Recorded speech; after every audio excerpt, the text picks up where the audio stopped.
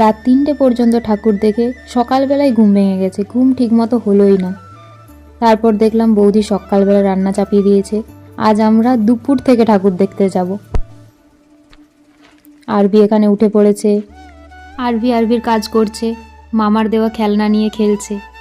দাদারা এই নতুন কোয়ার্টার নিয়ে আছে তো, তাই এখনও সব কিছু জিনিস ওদের এখানে কেনা হয়নি। এই গ্রাইন্ডারটা সেদিন আসছিল, তাই আমি খুলে দেখছিলাম। তারপর দুপুরে খাওয়া দাওয়ার পর সবাই ঘুমোচ্ছে, আমি আর দিদি একটু ফটোশ্যুট করতে বেরিয়ে গেছিলাম। আমার আরও 2 দিদি আর জিজুর সঙ্গে আমরা ঠাকুর দেখি।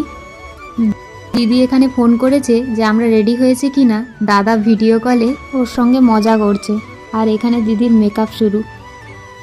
ওদের বেরোনোর কথা ছিল তো 2টোর সময়, কিন্তু আমরা রেডি হয়েছিলাম 4টের সময়। আরবির এক্সপ্রেশনটা দেখো একবার, আরবি খুব খুশি ছিল। তো চলি আমরা ঠাকুর দেখতে। আজকের মতো এখানেই শেষ।